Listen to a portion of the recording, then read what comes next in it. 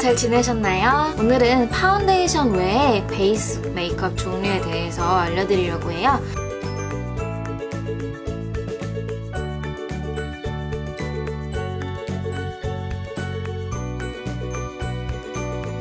비비크림, CC크림부터 쿠션 베이스까지 정말 별게 다 있잖아요. 그래서 얘네들이 어떻게 다른지 많이 궁금해하시는 분들이 있어서 알려드리려고 해요.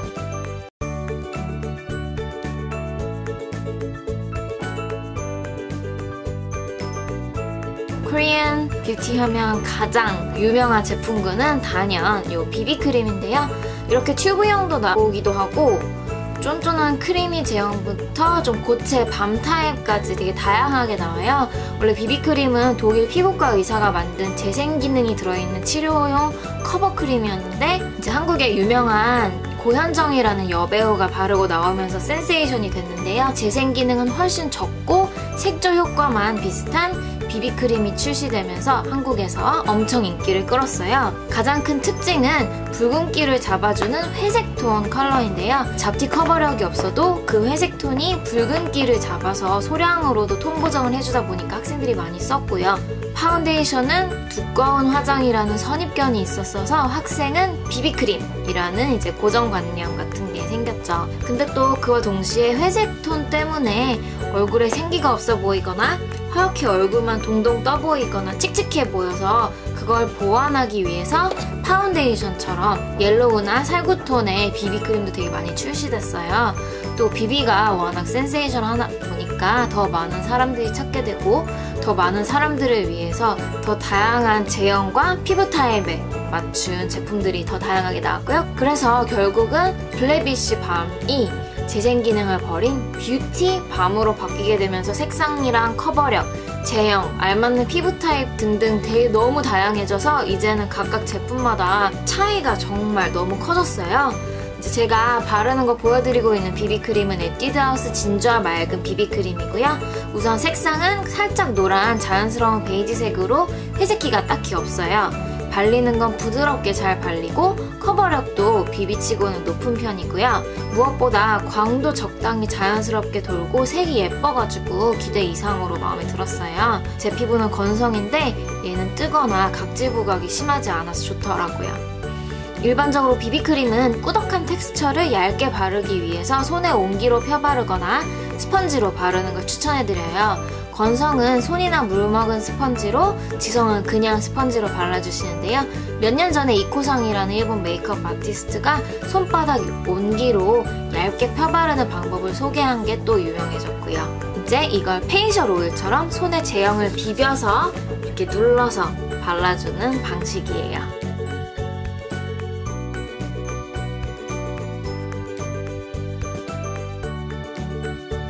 CC크림 같은 경우는 비비크림보다 훨씬 커버력이 떨어지고 어느 정도의 톤 보정만 되는 크림이에요. CC크림은 샤넬의 Complete Correction 크림에서 그냥 이니셜만 CC 이니셜만 채우는 개념으로 좀 바뀌었어요.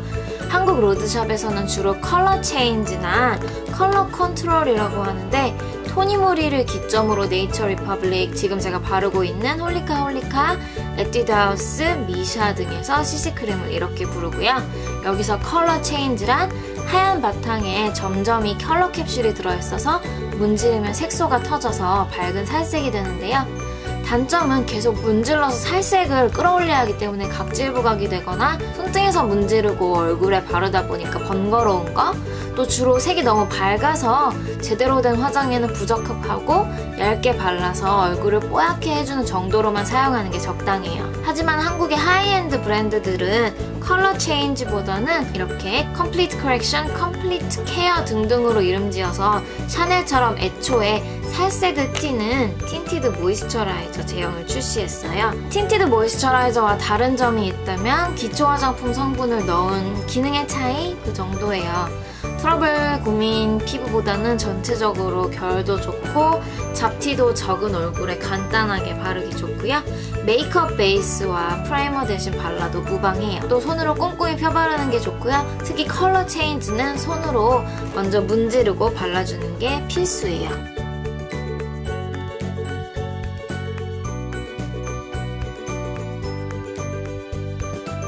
외전으로 요거는 토니모리에서 출시한 비시데이션이라는 제품이에요. 요거는 비비크림과 CC크림, 파운데이션의 그 애매모호한 경계의 단편적인 예라고 볼 수 있는데요.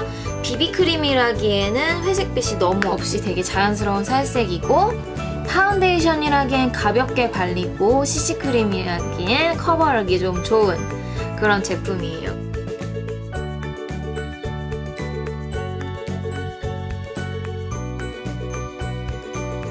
마지막으로 쿠션 파운데이션을 알려드리려는데요. 제형보다는 케이스가 더 특징적이에요. 액상 BB, CC 혹은 파운데이션이 이렇게 스펀지에 머금어져서 여기에 하이드로 퍼프를 찍어서 바르는 원리인데요. 하이드로 퍼프는 보통 스펀지나 라텍스 혹은 NBR 퍼프와 다르게 제형의 유분이나 수분을 흡수하지 않고 그대로 피부에 뱉어내기 때문에 건성도 부담 없이 쓸 수 있는 툴이에요. 쿠션 제품은 케이스가 컴팩트하고 퍼프도 이 안에 다 함께 들어가기 때문에 파우치에 넣어 다녀서 수정 화장도 매우 간편하기 때문에 엄청난 사랑을 받고 있어요. 쿠션이 엄청 유행을 타면서 제형도 다양하게 많이 나오다 보니까 피부 타입과 피부색에 맞춰 쓸 수 있게 이제 됐고요. 쿠션 파데의 원조라고 할 수 있는 아이오페를 비롯해서 대부분 차단 지수가 되게 높아서 선크림과 베이스 화장을 한 번에 할 수 있다는 장점이 있죠.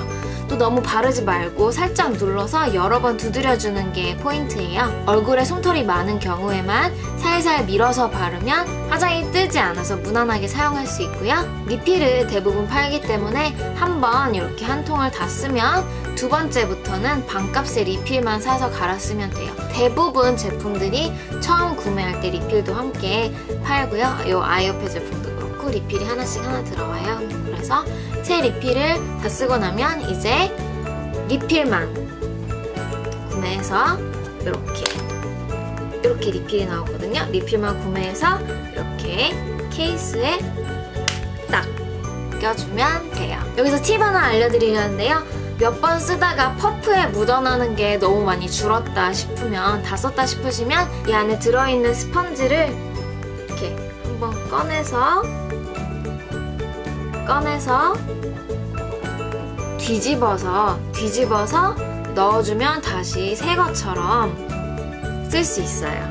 요거는 한 두어 번 뒤집을 수 있고요. 그 다음에 완전히 다 쓰고 나서 나만의 잘 맞는 제형을 갖고 싶다 그러신 분들은 스펀지 있죠? 그거를 다 빼서 깨끗이 씻어서 소독한 다음에 원하시는 파운데이션, 선크림, 베이스, 뭐 프라이머 이런 걸 다 섞어서 스펀지에다가 이렇게 발라서 이렇게 꾹꾹 눌러주시면 맞춤 포뮬러가 돼서 그렇게 갖고 다니는 사람들도 있고요. 특히 유명인들도 그렇게 하는 사람들이 되게 많더라고요. 나만의 제품을 갖고 싶다 하시는 분들은 아예 빈 용기만, 스펀지도 다 새 거고 공병만 파는 경우도 있기 때문에 그것도 한번 찾아보시는 것도 좋은 생각인 것 같아요. 자, 그래서 정리를 해볼게요. 사실 제품마다 차이가 많이 크긴 해요. 똑같은 비비크림도 이 비비 저 비비 되게 다르고 하지만 이제 전체적으로 일반적으로 봤을 때 어떤 순서로 화장을 한 것 같으냐고 나열하자면 선크림과 메이크업 베이스 그리고 프라이머, 그 다음에 CC크림, 비비크림, 파운데이션 이 순서라고 할 수 있는데요.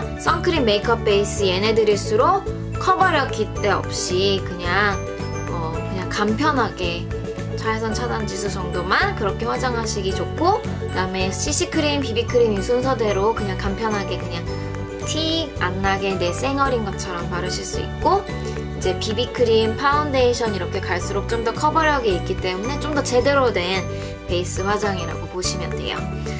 이렇게 어떠셨나요? 도움이 되셨나 모르겠어요. 외국에 사시는 분들은 특히 한국에 출시된 다양한 베이스 메이크업 제품들을 다 테스트해보지 못해서 궁금해하셨을 것 같아서 한번 일반적으로 어떻다 하고 정리해봤는데요.